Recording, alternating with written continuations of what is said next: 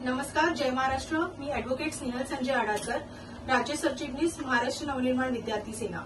आज सकाळी नीलमताईंची आमच्याकडे एक रिक्वेस्ट आली होती की त्यांचा जो मुलगा आहे देवांश, तो 3 महिन्यापासून त्याला स्कूलमध्ये जी कलिना एज्युकेशन सोसायटी स्कूल आहे कलिना वकोलामध्ये, तिथे त्याला स्कूलमध्ये प्रवेश देत नव्हते.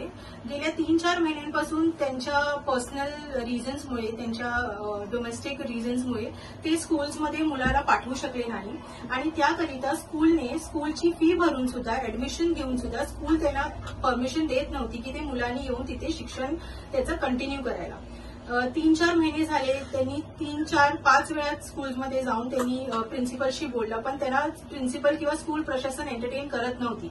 आज सकाळी जेव्हा महाराष्ट्र नवनिर्माण विद्यार्थी सेनेकडे ही तक्रार आली, तर महाराष्ट्र नवनिर्माण विद्यार्थी सेनेने त्वरित शाळा प्रशासनाला भेट देऊन त्यांना मागणी केली आणि त्यांना विनंती केली की ह्या मुलाला परत त्याचा शिक्षणाचा अधिकार जो आहे तो दिला गेला जावा आणि त्याचं जे शिक्षण आहे ते परत कंटिन्यू केलं जावं.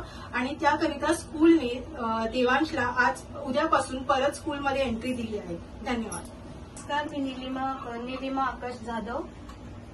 तर माझं शाळेमध्ये आमचं काय तर हजबंड वाईफचा मामला होता, प्रॉब्लेम होता, म्हणून पोरगाला मी शाळेत पाठवू शकलं नाही. आणि पोराला आता आम्ही 1 महिन्यापासून रिक्वेस्ट शाळेत जाऊन करायला लागले, तरी पोराला शाळेत गेले नाही. 5-6 दिवसापासून 5-6 वेळा आम्ही गेलो तिकडे शाळेला आणि घेतलं नाही शाळेत. एकदा मग प्रशांत भाऊला बोलून मी भाऊला सांगितलं असं असं आहे. मग प्रशांत भाऊनी मला या ताईपाशी घेऊन आलं आज. मग या ताईनी मला शाळेत येऊन प्रिन्सिपल लोकांना भेटून आज करून दिलं, सगळं ऍडमिशन परत करून दिलं या ताईने.